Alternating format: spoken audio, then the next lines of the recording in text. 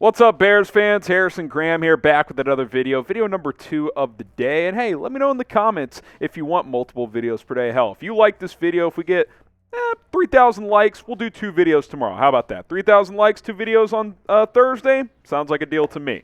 All right, hitting you guys with another video because a lot of stuff happening in the NFL today, especially out in Tennessee. They're making some roster changes. They have cut Robert Woods along with Taylor Lewan and a couple others, but going to focus on Woods here. Could the Bears sign him? There were reports last year that they were interested in trading for him. He ended up going to Tennessee in a trade. Now, this past year, coming off an ACL tear, he was just kind of okay. I drafted him, I remember, late in my fantasy draft, thinking it was a steal, and just never really did much. Now, is that a Robert Woods problem? Is that a Ryan Tannehill took a step back, then he got hurt, and Malik Willis was garbage problem? It's probably a combination of everything. That first year off an ACL tear, especially for a receiver at back, is typically not going to be your best. We saw the same thing with Michael Gallup in Dallas. The question I would have is, can Robert Woods get back to pre-ACL tear level? Because we saw what this guy did with the Rams for 4 years at a pretty high level. 2017 was kind of his breakout year. In 12 games, had almost 800 yards and 5 touchdowns over a full season. That probably would have been a 1,000-yard season, which is basically what he did the next 3 years as he was able to have some pretty good consistencies there with the L.A. Rams. I don't know if he was ever like that true big-time number one, but he was like a damn good number 2 and a low-end number 1 at his peak, and he seems excited to be out of Tennessee. Tweeted a couple of times earlier today. He said free, and then he tweeted out, "Where should I go?" Saw some Bears comments replying to that tweet as well. I think he's going to be 31 this year, so he's not super old. I think I would expect him to sign like a cheapish 1-year deal. 1 year, $8 million with the team, $10 million. I can't imagine it would be more than that. He seems motivated for 2023 because I think he probably knows deep down that he can be better than he was this year. Obviously, Tennessee's a run-first football team. I mentioned the quarterback issues they had. Obviously, we've talked about a lot of different receivers here in Chicago for this offseason. Got to get that group improved for Justin Fields. But I do kind of wonder if Robert Woods falls into the category of a lot of players we've talked about where he's not really a number 1, so do you want to go with the 3 number 2 route because you got Darnell Mooney, you got Chase Claypool? Woods would kind of give you another player of that caliber, maybe a tick less than a guy like Mooney at this point in Woods' career. But keep in mind that, in my opinion, I don't think Robert Woods is a number 1. I would take him on a discount. Like, if you could get him for like $7 million on a 1-year deal, like, I would absolutely do that. You have $99 million in cap space. He's a vet. He's had a lot of success in this league. Let him compete for playing time and see what he could do. But just because you go get Robert Woods doesn't mean you still shouldn't be in the mix for an upgrade at that position as well. Because I just don't think there's enough evidence that would suggest he can get back to being, a 1,000-yard guy in 2023. Now, what do you guys think? Should the Bears sign Robert Woods? Simple question. Type S for sign, or you can type P for pass. This will be the pinned comment on today's show. So if you get hit with the YouTube ad break right now, reply to the pinned comment by typing S for sign Robert Woods or P for pass on Robert Woods. Let's go from one skill player on offense to another. Saquon Barkley. A lot of Barkley buzz this week because the Giants are trying to figure things out. Daniel Jones seems to be their priority. Obviously, he's a quarterback. Saquon Barkley's a running back. And if they have to tag Daniel Jones, then Saquon could hit the open market. And recent betting odds has the Bears among the favorites to land Saquon Barkley.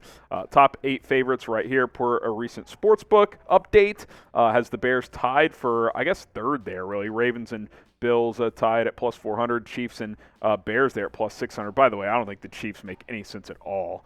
Just throwing that out there. I do think Buffalo could be interesting. Got the Dolphins, Eagles, Patriots, Denver in the mix as well.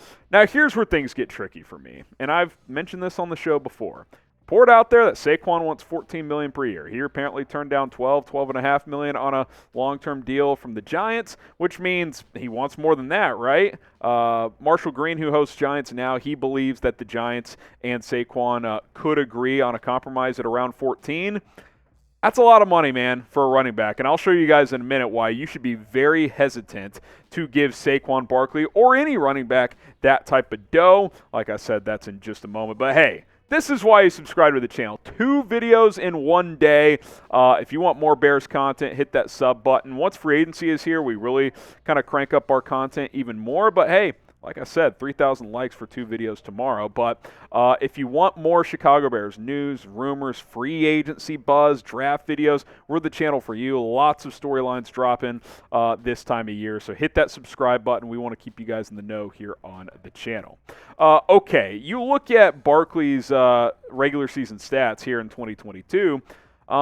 He was good, right? Like, he was really, really good. He had the best season, arguably, of his career, definitely since probably his second year. 10 total touchdowns, almost 1,700 all-purpose yards. Like, I'm not saying Saquon's not good. I'm saying the opposite. I'm saying he's very good, and that's why he wants a lot of money. But hot take alert, cancel me if you want. I don't want Saquon Barkley at that price. $14 million, I don't even know if I'd want to do 12. Like, I just don't want to do it because you don't build championship teams around a high-paid running back. Look at the last 5 Super Bowl champions, their leading rusher, and how much they were paying that player. Chiefs this year, rookie 7th round running back Isaiah Pacheco, $705,000. And if you want to say, well, okay, they kind of lucked into that. They didn't know he'd be their leading rusher. Okay, Jarrett McKinnon, their number 2 back. He was on a vet minimum deal. Yeah, they drafted Edwards-Helaire in the first round a couple years ago, and that was a mistake, but he was still only making a few million bucks. Sony Michel, two Super Bowls ago, $1.8 million in base salary. Leonard Fournette, $2 million in base salary. Damian Williams with the Chiefs, $1.1 million in base salary. Sony Michel again with the Patriots, $480,000. The point is, high-paid running backs don't win you championships. Now, I'm not saying they can't.